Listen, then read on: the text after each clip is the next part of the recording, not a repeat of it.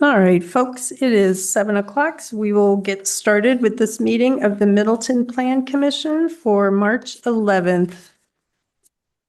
Abby, would you do the roll call, please? Adams. Here. Bruce. Here. Harp. Here. Paulson. Here. Summers. Here. And Chair Hanairo is present. Sonntag is absent and excused. All right, we will start with the public hearing. It is 7 o'clock, so we will hold our public hearing. It's related to the petition to the Wisconsin Secretary of Transportation for airport improvement aid, and this comes to us from the Airport Commission. So we'll open the hearing, and we have one person who has registered for a comment. He wishes to speak. And Alder Lorman, would you mind sharing your name and address and keep your comment to 3 minutes if possible? Thanks. Thank you, Madam Chair and members of the Plan Commission. I guess only one person speaking tonight on behalf of the Airport Commission. I'm the chair of the I am Dave Lorman, Chair of the Airport Commission, Alder District 7. I live at 3649 Marigold Circle. Here to speak to this agenda item tonight. In front of you is a comprehensive list. Shall we call it to-do items at the airport? We've put this list together over the course of the past couple of years. So it's about as comprehensive as we can get to at this time. What I really like to emphasize is that this is a list for maintenance, ideally updating equipment to decarbonize, and in no way whatsoever will there be any expansion at the airport in terms of increasing runway length or those types of things. This is all work that will be done within the footprint of the airport. And so if there's any questions, I'll sit here through the rest of this portion of the hearing, and I'm available if there's anything technical. I appreciate your time and attention. Thanks. Thank you. All right, is there anyone else in the audience who would like to speak? Is there anyone on Zoom who would like to speak? All right, this is my second ask for public comments for the hearing. Final call for public comments for the hearing related to the petition to the Wisconsin Secretary of Transportation for airport improvement aid. All right, it is 7:03. We will close the hearing. All right, our next item of business is the Plan Commission minutes of February 25th, 2025. Are there any corrections to the minutes? Hearing and seeing none, the minutes of the Plan Commission's meeting of February 25th, 2025 are accepted as drafted. We'll move on to our agenda items. The first one is the resolution petitioning the Wisconsin Secretary of Transportation for airport improvement aid. Do we have the resolution, Abby?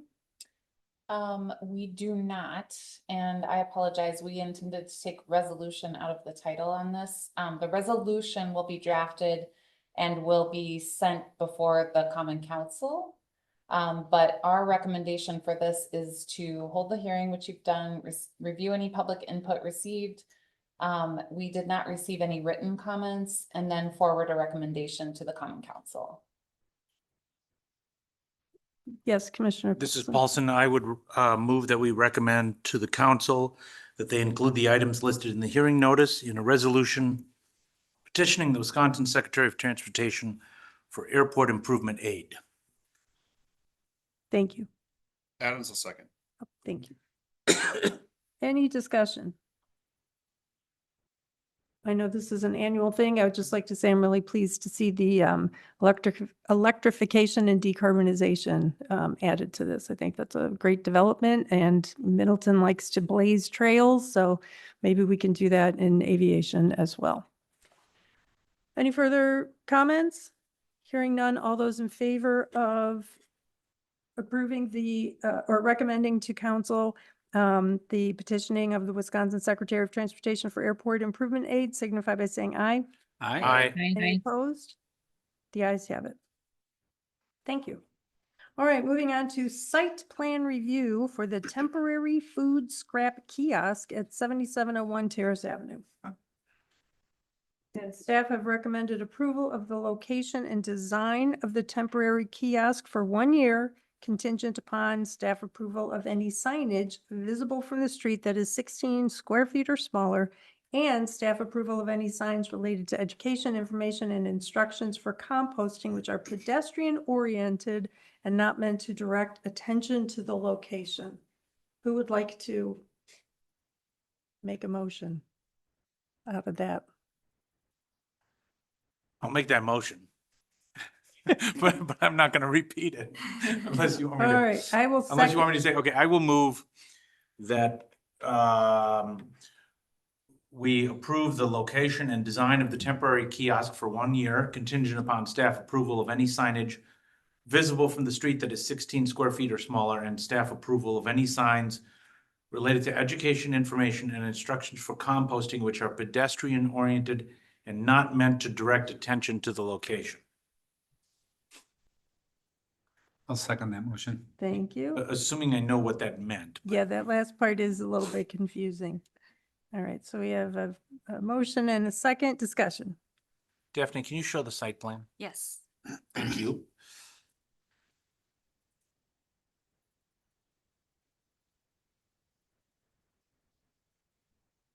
Yeah, so the kiosk will take up this where this white car is, and then both sides of it will be kind of like reserved spots for, you know, the bins, and then also for, you know, cars that can pull in and then, you know, unload their food waste in those areas. And then also our sustainability coordinator, Kelly Hilliard, is online, and she can also answer any specific questions about this. Kelly, I have one question for you. I saw that the design of this and structure, this kiosk, was meant to be movable and able to withstand maybe a life of 5 years. Is the idea that this be renewed every year, or is it just truly a 1-year pilot program? I think they would like to continue the program, but it would be contingent upon approval from council to fund the hauling of that by the county. So it would continue on as it will go for this next year, but then the city would then have to pay for the hauling for that. So they're working on cost estimates for that, and we would have that and bring that back for approval pending how successful it is and if it works well.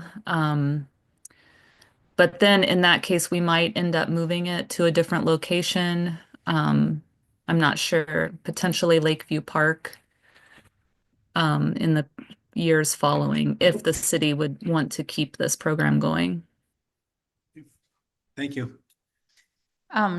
Just to add to what Kelly mentioned, I know that Kelly had been working with the Parks and Recreation staff on a location at Lakeview Park potentially, but because of their planning work that they're doing regarding, I think, an entrance improvement project, they didn't want to locate it at the park initially. So during the initial 1-year period, we came up with this alternative, which is that for 1 year, it could be at the Terrace Avenue parking lot with the goal of moving it to a location that's more accessible to more people. Kelly, I know I shouldn't ask this because it sounds dumb, but how are these secured from, because I know when people store food waste, you're worried about teenagers or raccoons causing mischief. Not to equate teenagers and raccoons, but how are these secured or protected? They will be locked at all times with a code that will be given out to anyone who wants to take part in the free program, but they would need to probably read through the rules, what's accepted at the site, and then they would get a code and they'd be able to open the bins and lock them again. I think that's part of the pilot, is to see how that goes. They thought about during the winter months not locking them because there tends to be less use in the winter, and just from other programs, they said they may trial not locking it in the winter, but it would be locked. What would the communication look like to get people to opt in then to get said codes? That's being worked on right now by the county who received the grant and Madison Children's Museum, who's involved in creating the design for the kiosks, but also some of the outreach. So it's a joint effort. Middleton is really one of the drop-off sites, but we're not involved so much in the outreach, although we'll have to promote that to Middleton residents, but they're producing the outreach materials, which are still in progress. I have a question. Can we go back to why this particular location was selected? Because when I think of composting, I think of the Middleton Recycling Center as a logical location for that. And I'm just wondering is it just to make it more publicly visible or publicly accessible? Or are we anticipating that people will walk to the kiosk to drop off their scraps? Yeah, that was discussed a lot. The county really wanted it to be located in a central area that was accessible by bus or by walking, especially from a lot of multifamily housing. And also in talking to Brad, the operations director, he didn't feel there was really space at the mock, even though it may seem like there is. They have a system for their recycling center, and they didn't really see a place for that there, and there wouldn't be staff there. Well, there's not going to be staff at this location either, but they felt like it'd be better if it was more centrally located downtown than way out there on the edge of town. Okay, and the idea is for people people in cars to drive up and park in one of the two spaces on either side of the kiosk? Yes, that the parking spaces will be available for cars. You could also walk it up just as easily, but yeah, there'll be those spaces to drive up so that you don't have to walk so much, especially in the winter. Okay, and to walk up, you would need to walk into the parking lot and not just cross the landscaping there. Yeah, hopefully not. Yeah. Okay, well, actually, I'm thinking it might be nice to make it more possible, I'd never like the idea of people walking in the same places that cars are moving. I know it happens all the time, but it just seems like to avoid people encountering vehicles, we might want to see if it's possible to put in some stepping stones or temporary pavement in that far eastern parking spot, the one on the right, so that people can just walk straight across there. Just a thought. You mentioned the grant. I read it's a USDA grant. Do we still have the money? I have asked Delaney Gobster, who's working on that in the county, and she said, as of now, yes, they have the money. I don't think that grant is in danger of being taken away, but I've seen stranger things in the last month, so. Okay. And then is it the Sustainability Public Works Committee that is sort of overseeing this project, or is it just the planning staff? You? It would really be mostly the county. They're really managing everything. They're doing all the hauling. We have a contract with snow removal for that area so that the bins will always be free. The county will do all the servicing, maintenance, if anything should break. They'll do the installation and manage any issues that come up pretty much. So I think that we will probably be in contact and have regular meetings with the county to troubleshoot things as it goes along or make improvements and assess the program to see what changes we might want to make if we move forward in the future with it. Okay, and the county is preparing materials or will have materials available for us to spread the word about this being a new thing? Yes, they have drafts, but they weren't quite ready to release them publicly yet. But they do intend to do that, I think, within the next sometime really soon. They were reviewing everything mid-March and then planning to release after that and do a lot of public outreach and media stuff. Okay, and do they recommend outreach to the neighborhood? Going back to the raccoons and teenagers comment, is there a need to, or is it recommended to reach out to people in the local area to make sure that they're aware of this? Because I could imagine some people not wanting to have, being fearful that food waste is going to make a smell, for example, or attract rodents. Yeah, I think more outreach is better than less with especially with neighbors and with all residents in Middleton. So I think we should make an extra effort. I should with the sustainability committee and planning staff and work with Brent to really make sure we communicate this well. I'd like to have some of their outreach materials in hand before I launch into that.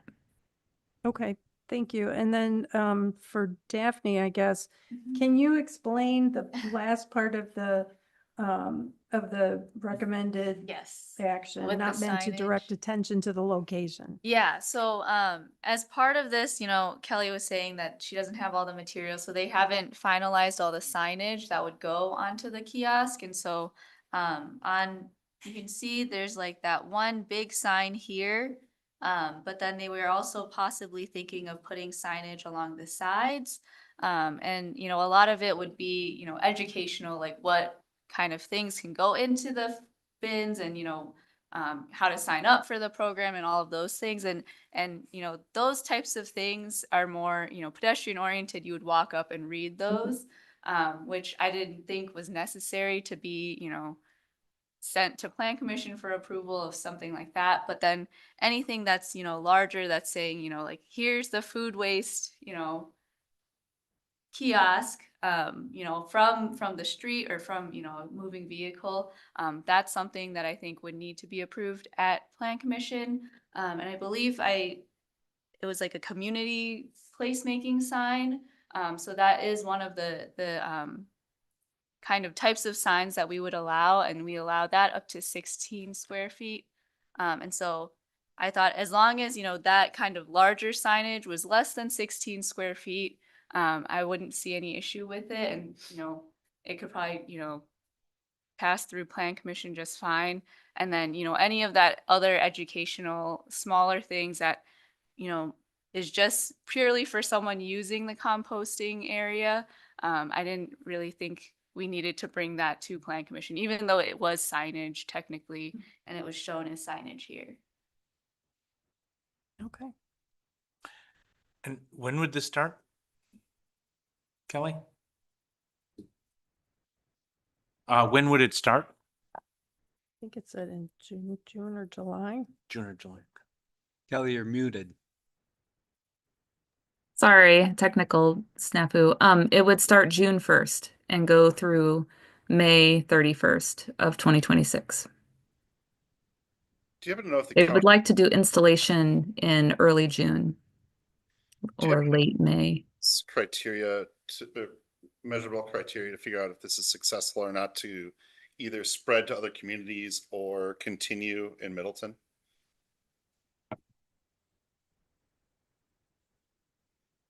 Were you able to hear that question, Kelly? Nope. I think that's- Kelly?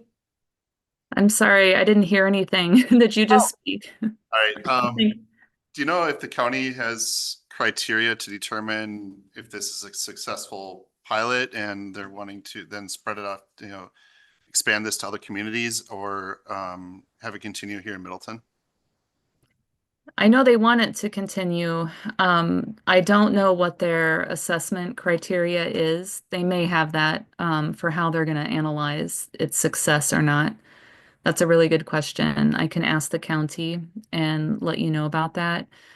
I know it's something they want to continue. They hired a person whose position, I can't remember the full position, but it's a business position to analyze how to keep this going sustainably and be sustainable financially. So that's high on their list, is how do you make this program last and not just be a one-off, one-year grant type of thing. Purple Cow is involved. They're going to be the recipient of the compost.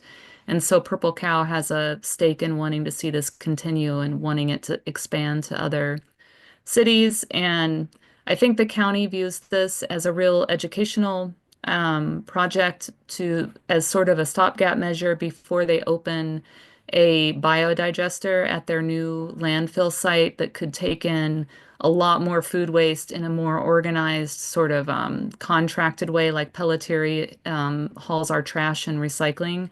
I think in the future, the county and municipalities would like to see a curbside composting program where it can be picked up by a waste hauler. But that's years away at this point. So they wanted to do a program early on that gets people thinking about what types of things can you compost and educate people about food composting and its importance. And this was one way to do that. Is this only going to be open to residents or would it be open to local businesses and or restaurants? I know it's open to residents, but I'm not sure about businesses because, potentially that could be a lot of waste, food waste. And that has been a question of mine. I think some businesses might have accounts with Greenbox, which they do more of an organized hauling of larger amounts of food waste. And then they have an industrial composter. So there are other outlets out there to manage and handle that kind of thing. So I think it's more resident based, but that's a good question that I need to follow up on as well. Okay. Yeah, if it doesn't work, they can scrap it. It's all right. You know, Too we easy. We all look over to Mark's chair for a reaction. Since he's not here, I have to take his space. Duly noted. Okay. All right, well, we've had a motion and a second, and the motion is, you want to pull that up so everybody can see it? To approve the location and design of the temporary kiosk for 1 year, contingent upon staff approval of any signage visible from the street that is 16 square feet or smaller, and staff approval of any signs related to education, information, and instructions for composting, which are pedestrian oriented and not meant to direct attention to the location. All those in favor signify by saying aye. Okay. Any opposed? The ayes have it. Moving on to our last agenda item, it's the referral from the Conservancy Lands Commission. A commission or a committee? Committee, thank you. And it's the 2025 Conservancy Lands Plan Draft. Do we want to get any background first, or do commissioners just want to launch right in? Do we want a short presentation? Sorry. Sorry. Kevin, Uh, will you treat that as a serious request? Thank you. Yeah, Kevin Short, Assistant Director of Park and Recreation for Field Services. So yeah, thank you for taking time to review the kind of rather large document. So Conservancy Lands Committee department staff uses this document as our blueprint for management activities for the next 5 years. Our current plan is expired, and there's a lot that's gone on since that plan was written. So we've had the 2018 flood, global pandemic, and quite a bit of staff turnover since then. So the plan draft is attached here. It's available on the City of Middleton website for public review, and there's a comment form attached to there. If you haven't taken the time already, the first 3 chapters, the executive summary, the overview of the Conservancy land system, and the goals and objectives chapter are those that I think would be pretty brief and easy to go through. And then of perhaps particular interest to this commission would be the chapter on interface areas, which we have parks, we have stormwater features, and we have conservancy lands that are either adjacent to each other or occupy the same space. And that chapter deals with kind of how those work together. And then the Appendix B is our conservancy lands maps, which have been redone since the last plan. So the conservancy lands committee has asked, requested feedback from this commission, as well as Park Rec and Forestry, Water Resources, and Bike Ped Transit. So if you have questions, I can do the So- best. We also have another member of the Yeah. Conservancy Lands Committee in our audience, which is great. We had Um, 2 earlier, but 1 left. PRC reviewed this last week at our meeting. Honestly, I don't think really saw very many flaws in the actual document. I think it was very thorough, very well done. I think some of the little things that we nitpicked on were just kind of the the usability of the document. I said the clickable table of contents, and when it's open in PDF form, having making sure that it's easy to navigate. So if you want to go between different sections or go back up to the top or whatever, because I kind of found it a little challenging, or like the page view where like online where it's looking like a book. Yeah, I was like clicking through it. So just making sure it's as user friendly a document as possible. I think that's kind of what we walked away from the meeting, or feedback we gave at our meeting last week. But in terms of the contents, that was very, very well done and very thorough. I'll follow up with comments from the Ped Bike and Transit Committee because we considered it as well. And one of the questions I asked Kevin was whether, since this is intended to be a blueprint, did he feel like it actually contains, clear marching orders? And I think your answer was yes. Personally, I don't see it that way. I would have hoped for, since it is a 5-year plan, I would have hoped for, here's year 1, what you should be doing and what your associated budget requests should be. Here's year 2, do that for 5 years. Because this plan is very similar to the one it's replacing. And when the request for funding to do this plan came through finance, I asked several times, not of Kevin, because he wasn't on staff yet. But my question was, are we going to get like a whole new plan, or will we just get an update? Like, here is what we've done. Here's what we recommended in the first 5-year plan. Here's what we've accomplished. Here's what's left to be done. It's just really updating the plan and not producing another 300 pages. I just want to make sure that whatever the city gets from this project is usable by the staff and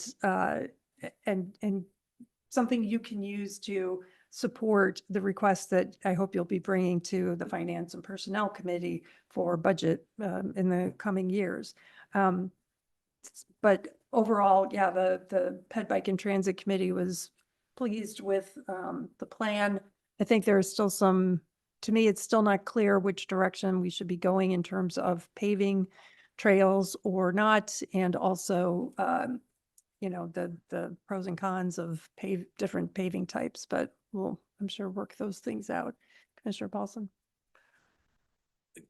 Can I ask, I don't remember when it was, but it was pre-pandemic, our plan commission considered the, what was called, it's on Century right by Stagecoach, that parcel there, like a trailhead? Trailhead. Is that still on the books as a plan, and where's that in process? Or is it, maybe that's a have- finance committee question instead? Yeah, I was gonna ask if we had someone from Public Works. I can try to jump in. So yeah, we acquired land using a Knowles Nelson stewardship grant. And at the time, there was the building that was being built that was intended to occupy the entirety of the site. So we wrote the grant application, we worked with the developer, he was willing to sell land. So the city was able to acquire that land. And as we began to do planning work, we realized that it really made sense to do that at the same time that the Century Avenue Bridge replacement project was scheduled. Because the plan for that project is to underground the trail and then build a new pedestrian bridge crossing on the north side to get from the trailhead site over to the main Conservancy Loop Trail. And we did like a preliminary design for the trailhead. I think you were I think we you were saw on that. Plan Commission, the direction that we got from the Plan Commission, Conservancy Lands Committee, and Council is that they wanted a very minimal shelter with like a small picnic area, restrooms, and then a small parking area. And we actually initially went to reapply for funding through DNR, and they were going to grant us money, but then we found out about the delay in the bridge construction project because the county decided to apply for federal funding for that bridge, which pushes it. It's a longer process involved, and I think that they're now not planning to reconstruct that until 2027, if I'm remembering correctly. So we decided not to pursue the grant. We're going to hold off, reapply, but we're planning on constructing that, I think, in 2027. Well, but that's an excellent point, because if that is within this 5-year period that the Conservancy Lands Plan is considering, it should be mentioned, I would think. In Yeah, the, it could be, yeah. Or at least an acknowledgement that there was some planning effort that was done. Mhm. But I guess my other comment is just more of my view, but I would, for purposes of accessibility, particularly for those with mobility challenges, I would like to see, as a city, us lean more into paving significant portions of the trails, particularly in Pheasant Branch, because there are significant sections from the, well, I'm losing my mind, Bach Forest, right, going down. There's a lot of mobility challenges. I know they've bought the off-wheel wheelchair mobility device. nope. I don't think we have that anymore. We don't have that anymore. Nope. Oh. Well, We didn't actually buy it. I think Oh, we it were was just, rented or yeah, it something, was yeah. like an arrangement. yeah, so, that's, I think, an increasing concern. I know I've talked to Kylie about some other ADA concerns at some of our parks. I don't know if we as a plan commission want to put that in on the record as something we're recommending, but I think that's the type of feedback and recommendations that we're looking for. because we're looking for, connections with parks and with other bike ped, facilities within the city, because, from a planning standpoint, these are already zoned conservancy, and so that's not going to change much. We don't anticipate too much land use change. There's one that isn't, and that's the Quarry Hill Conservancy. I know it's, I talked to Mark Opitz, and I didn't mean to like go off on No, that. no, that's fine. Okay. But that was one planning related thing. I don't know if Daphne can bring up the, What is it currently zoned? it's currently zoned institutional because is there a well there? Is that? There's a, water reservoir Okay. on top of the hill. But there is a parcel that could be zoned conservancy. So the parcel is owned by the city Yes, and it's managed as a conservancy not really. because if you look at the definitions, it had the 4 characteristics. It doesn't seem to have a lot of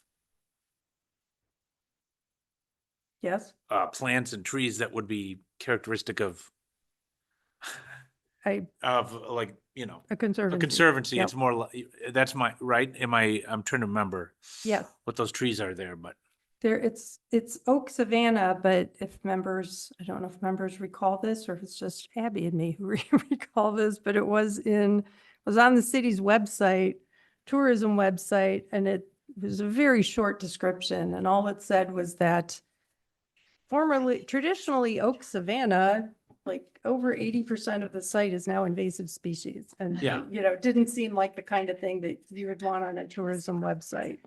And so. yeah, if we're yes. gonna manage it as a conservancy, we should manage do it. landscape restoration, right? Right. And I don't know what that would look like or how much that would cost. Although I would say going back to the interfaces, going back to the chapter on interfaces, in my mind, the scoring for master planning and then restoration, following through on the master plan, that should heavily weight things where there is an interface with stormwater and with parks. And I would put more emphasis on water management than I would on parks. Not that parks aren't important, but I see like all the investments we make in restoring conservancies or developing master plans, we want to get the most bang for the buck. And so it makes sense to focus on areas where, as the scoring does, we already have a high quality of the There we go. landscaping, the plants. Yeah, the plan does show Quarry Hill Conservancy for a master plan in, right? Next I think year. it said somewhere around 20,000. Yeah, Because so I don't remember my plant identification classes very well, Okay, but that's not a so- mature oak woodland. couple of things here. Daphne pulled up the page in chapter, what did we say, 9? Or I'm sorry, chapter 6, which is a system inventory. So this basically gives you a highlight page for each conservancy that we talk about. So for this one, the description of mature oak woodland located uphill Terrace Avenue has potential for a close to downtown conservancy area habitat listed as oak woodland. So I would say oak savanna has two things. It has structure and composition. So you have large oak trees that are typically open grown, so they have large horizontal branches, and you get that with the trees that you see here. And then you have a composition of plants that thrive in the difference between shade and light, and you have a pretty unique ecosystem there. So this property has not seen management to it, and I think to maybe address some of the things you asked about how we prioritize things, and we use a criteria that takes into consideration things like how large is an area, how much visitation does it see, has there been management in the past, is there a group that's invested in there. So we put that in, and the prioritization matrix is located in Appendix C. I think we list the results in it. It's no surprise your Pheasant Branch Conservancy comes out on top there. And that helps us look at where we prioritize the things we're doing, where we're putting the resources that we have for staff and money. Is there currently any signage there to tell people this is a conservancy owned by the city? I don't believe Because so. No. until I read the plan, I was like, Yeah. wait, we own that? I didn't even And know. if you go there, I went there to check it out during Plan Commission discussions. I went there to check it out, and there were like long pipes on the ground. There was a bale of wire.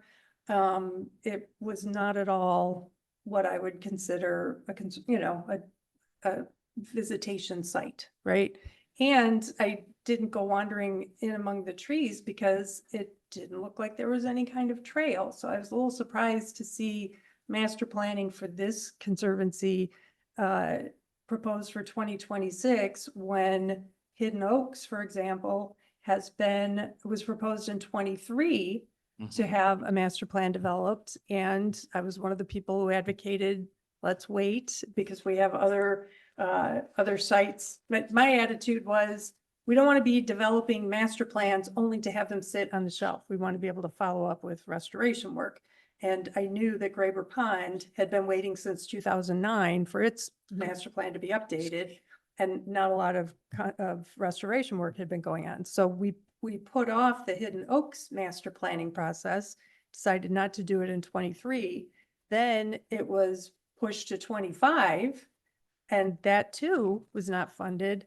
And now it's showing up as 27, I think, in the conservancy. See if we can pull up the prioritization matrix. Yeah, and there's no way that one should be Lower a priority. lower priority this one. than this one. Yeah. I will also say, Kevin, I've read through this pretty extensively, and the scoring does include visitation as one of the things you get points for. But visitation is based on the survey that was conducted, which isn't, I just don't think that is a valid way to assess how often do people visit this site. And, not to make this into, my conservancy versus that conservancy, but the Pheasant Branch Ridge Greenway, which, thank you for changing it from Drainage Way to Greenway, that, Kurt, you live in the area, Yeah. Chris, that is the path that is along just north of Whittlesey Road. Do people go to that path just to like hang out on the path? No, but I I know 2 dogs that get walked on that path 3 times a day, you know, and we're not the only ones. There are dozens of people who use that path every single day, even in bad weather. You know, it's got to be like really bad before like storming for people not to go there. So I feel like the scoring related to visitation is not valid just because of the way the visitation was assessed based So, on. so is there refinement needed in the way we prioritize or that matrix, or is the refinement needed in how we count where visitors are? If visitation is going to be one of the parameters, then it should be actually measured. Yeah. And there And are I- ways to do it. Yeah, I would say we have some opportunities there. There's some things like trail counters that we can Yeah. use. And then another one that I would suggest removing is somewhere, one of these is the being referred to in the city's tourism media. You know, that is something we 100% control. So it doesn't see, you know, we could change that for any of these. Yeah, it just seems like we don't, why would we base it on that and not on need? And also like, I don't even know tourism feature. See, that's not what I read. It was featured in Middleton Tourism Outreach Media. And if tourism feature is a different score than it's featured in tourism media, then that's different. But if it's featured in Middleton Tourism Outreach Media, I don't see that as necessarily a scoring thing, because we can make any of these mentioned in tourism outreach media. Same thing with accessible to school groups and citizens. What property wouldn't be? Like if we wanted to make it accessible, we could, right? Yeah, unless we were specifying a certain radius or adjacency to a school, I Right. think you're right. Any property. Yeah. Yeah. So I think the interface areas where stormwater and parks are adjacent to, or, you know, overlapping with conservancy lands, I think those should be heavily weighted over any that do not. I see we have a hand raised. Yes, Yes, I was. can you go to the microphone, please? Daphne, can you go down a page or up a page? And identify. My name is Ann Johnson. I live at 1720 Aurora Street. I'm a member of the Friends of Quarry Hill Conservancy Group. Was invited to participate in the Conservancy Lands Committee discussion. I just want to bring up an important point that the Conservancy itself, though having not been given attention prior, should not be denied attention now. I think many residents of Middleton were not aware that the space is a recognized conservancy and subsequently should continue to be. It is a conservancy space that is home to many plants, animals, and a necessary crossover point for wildlife to be able to cross from the land bridge, essentially, for safely under the Beltline. It is and should be protected. It has great potential for walkability and accessibility. The Quarry Hill Park is directly next to it. There's a parking lot at the base of it. It is a space that the neighborhood accesses, but the public at large should be able to access it, be able to have access to it as well. I think allowing for signage, starting to forge paths is what's necessary in order to bring attention to it, care for it, manage it adequately. Since it was not managed before, it should not be denied management now. Where do people park to go to that? Is it the Terrace Avenue parking? There's the Terrace Avenue parking, but the greatest point of accessibility is at Quarry Hill Park on Hillcrest, Hillcrest Park on Hillcrest Avenue. Okay. Except you can't get into the conservancy from the top.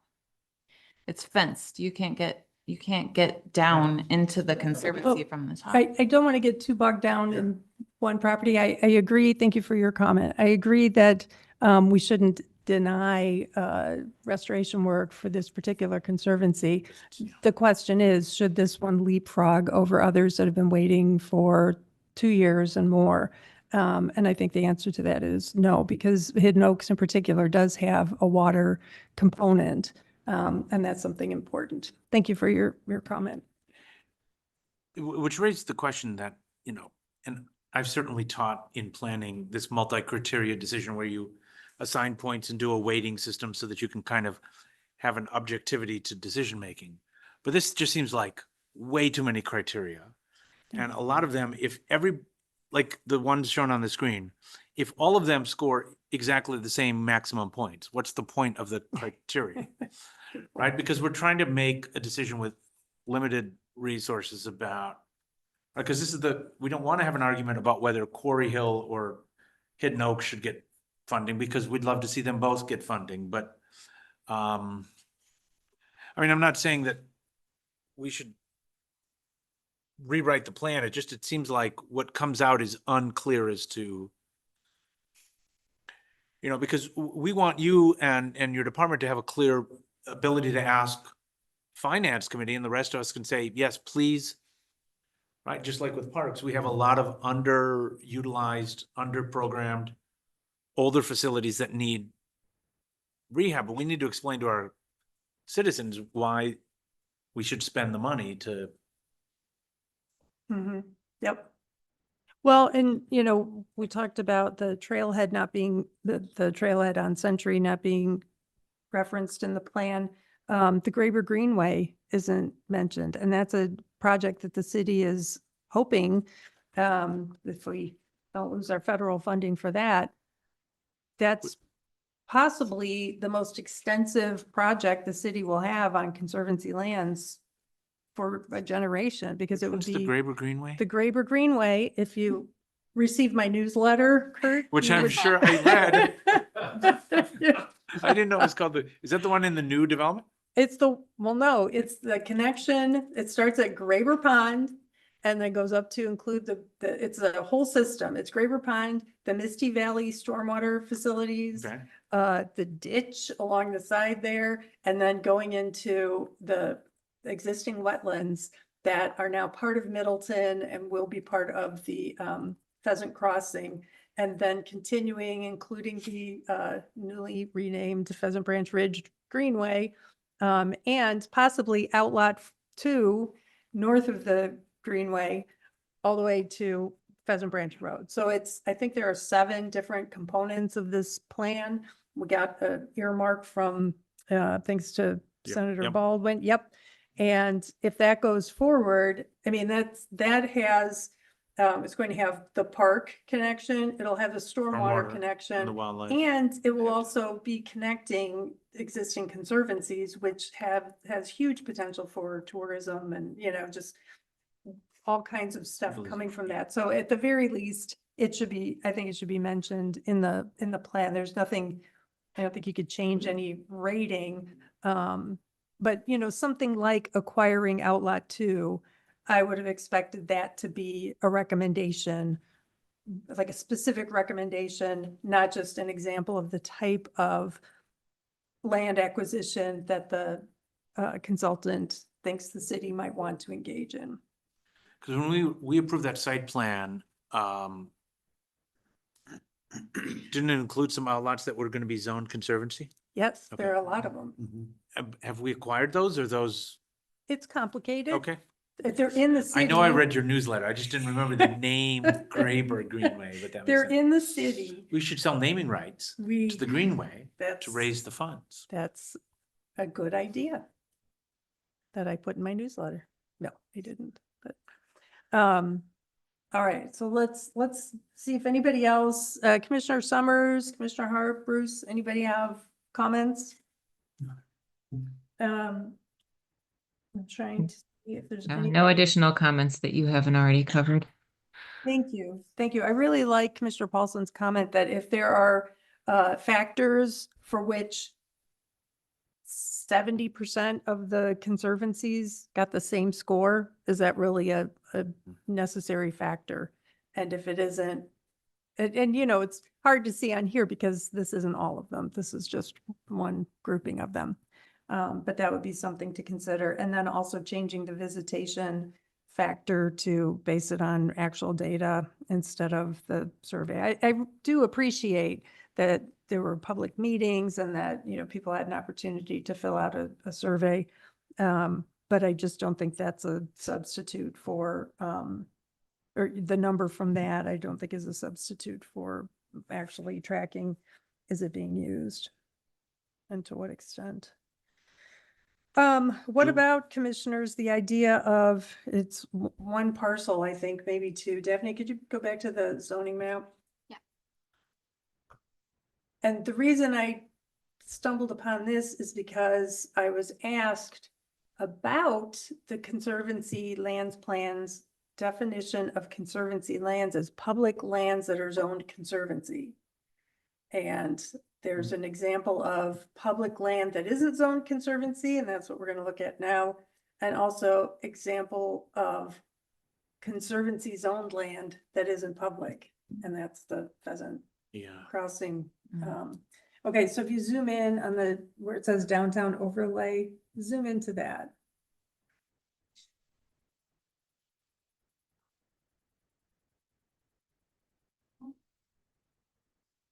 Taking a little bit to That's catch okay. up. I'm Mhm. just wondering if the commissioners would find it useful, since this is the plan commission, to recommend that at least the unless there's a requirement that utility lands used for utilities have to have a certain buffer around them. I don't know if they do or not.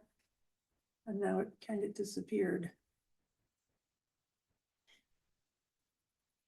But I was thinking, once it comes up, the eastern parcels of that polygon labeled with Quartz Park in the middle as the label. Perhaps those should be changed to Conservancy.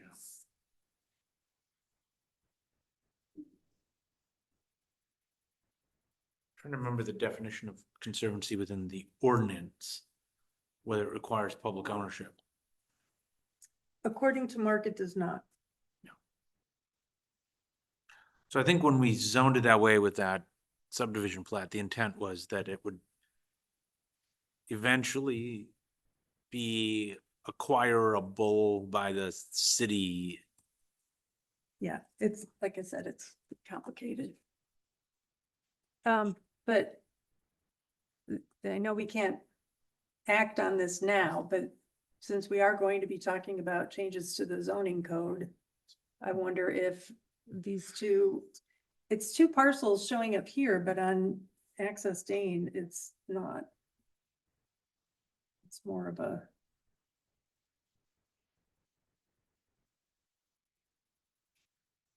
We can definitely put that on the list for a future update. One of the things I wasn't sure about is how they were shown in the comprehensive plan and whether conservancy would be consistent. But we can look into that. I Okay. think it actually might be showing up as conservancy in the comp plan, so that could be an easy change. Yeah. okay. I totally missed what you said. It is shown as conservancy in the comp plan? Yeah, the lands that are open space Mm-hmm. look like they are conservancy in the flu map. So we should be able to change, I mean, we would obviously still have to go through the normal rezoning process and notify property owners. And they're currently zoned institutional because they were city-owned. They are, They are city-owned. yes. What are the utilities that are on that site? It's related to the water. There's some like municipal building where it says 7721, Is that like a pumping station? I think. Is it? Okay. Yeah. But that's shown as, I guess it's the same parcel. This green polygon is from the county as the park, right? Yes, Yes, there we go. that's the Hillcrest Park. Daphne, if you stop sharing for a second, I have, It's the Hillcrest Park. I have the aerial photo pulled up so you can see it. So yeah, if you've never Yeah. braved the hill, this is Hillcrest Park. It has a basketball court and a playground. There's no parking at Hillcrest. And there's a fence that runs along the northern part of the park so that you can't go down into here. It's really steep. And this is the water reservoir facility. And then there's also, this is Reservoir Road that comes off Hillcrest. And there might be enough space to park on either side of this. I'm not sure. And You can then, Is drive that public into, access? you can drive into there. yes. Because that's a little parking area, Although right? the neighbor who lives right there has a sign that says no trespassing, and it's kind of misleading because it makes it look like that's, you're not allowed to go there. But you see that building and then the little thing to the left, that's where there were, when I went up to visit, there was a bale of, or a spool of something and some pipes, and it just looked like the kind of place you wouldn't want your little kid running and tripping over one of those pipes. And I agree, it's very steep. So that's why I did not bother trying to walk through there, because I knew there was no trail and I didn't want to injure myself going down the hill. So anyway, yeah, so it looks like the or southern part, that tiny little southern, why is the parcel like that? That just doesn't seem necessary. I But have it is. no idea. But anyway, the two on the right could be changed to conservancy, and, maybe there's even a way for the big parcel on the left to have part of it zoned differently. Leave enough buffer for the building itself. And this could be, And this that's- could also be subdivided. Mhm. Right. All right, so And that's the trade-off for the conundrum, which is here we have a lot of interface with a park, with a neighborhood. So you'd want some kind of improvement signage, access. But it doesn't score, until you have a master plan for that, you're not gonna do a lot of that. But it might be that this is not really designed for passive recreation at all. it Right, might be because too steep. It's for- too steep and it's too dangerous, and so maybe it's better off as institutional so that it's preserved, but it's not used because with fencing and the reservoir there. I don't know. Okay.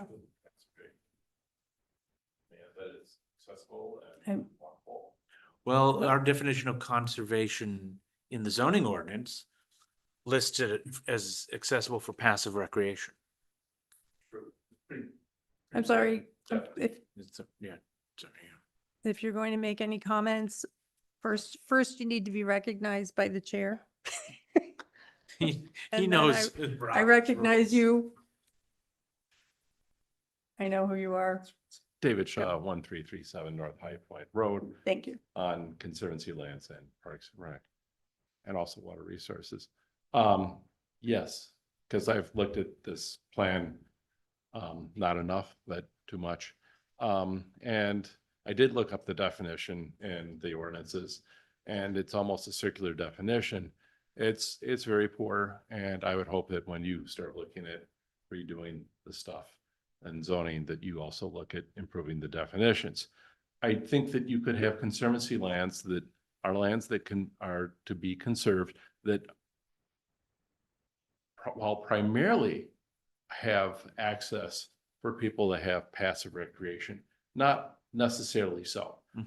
This is a site that I think should be conserved, but to try to push a trail or some other feature like that on here doesn't make a lot of sense. I think what it does deserve is to have the garbage that's been dumped on it removed, and to try to get some of the invasives removed. If that could be done alone, that would be not cheap.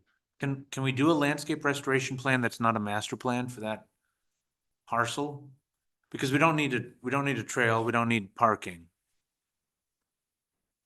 Because it's in the plan for $20,000 for a master plan, but how much is just a landscape management plan, or what is it called here? Is it called the landscape management plan?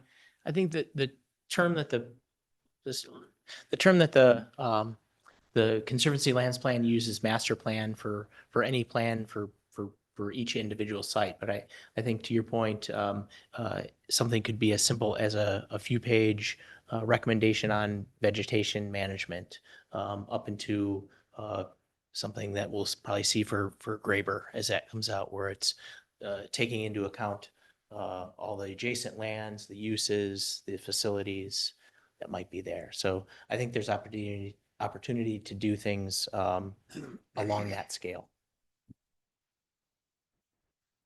I mean,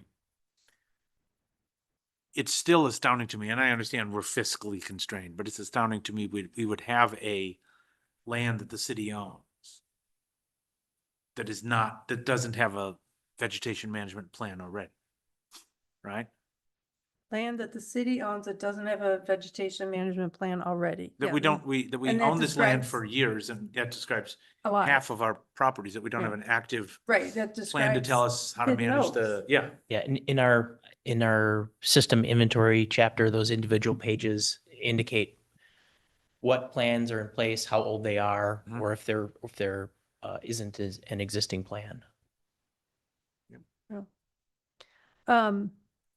I don't know if this is the appropriate time to ask this, but what, are we constrained by anything besides our own ordinance from having, developers, when they develop a site, dedicate conservancy lands, perhaps not stormwater related conservancy lands, but dedicate conservancy lands in place of parklands?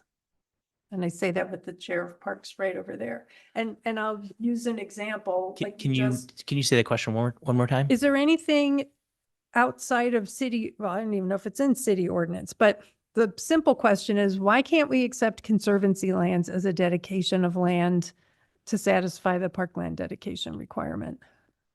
I think under chapter 236, I'll have to read it, of the Wisconsin statutes about parkland dedication.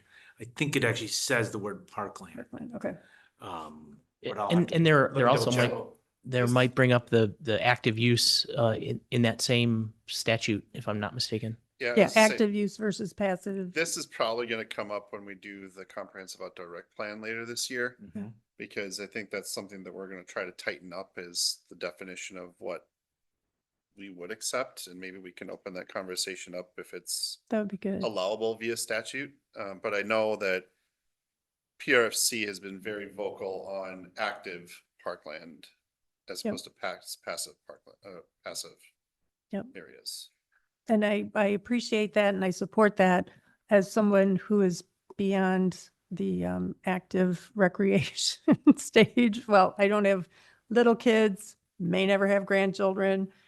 But I'm very passively recreating and, see the value of having land that's available for trails and picnic tables, I don't do passive recreation, I do passive aggressive recreation.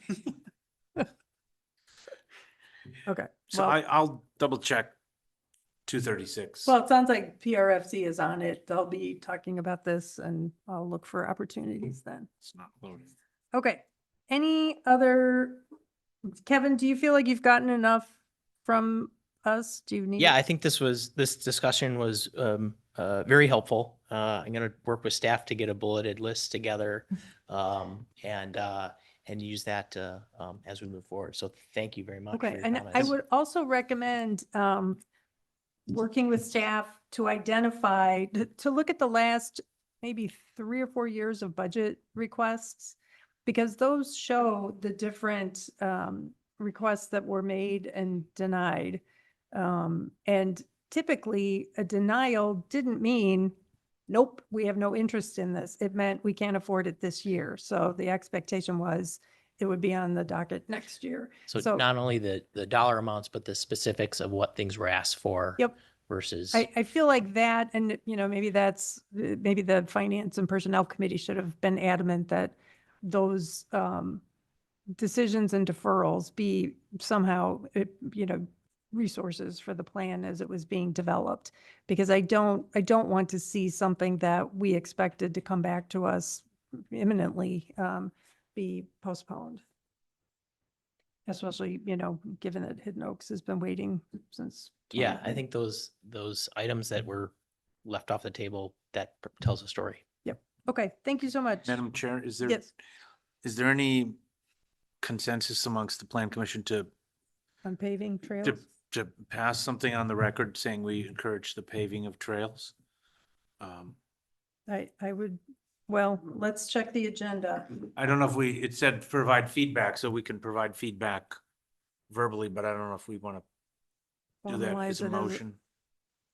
Th- But- I mean, from my opinion, it depends on the trail, Mhm. for sure, and how much of that trail.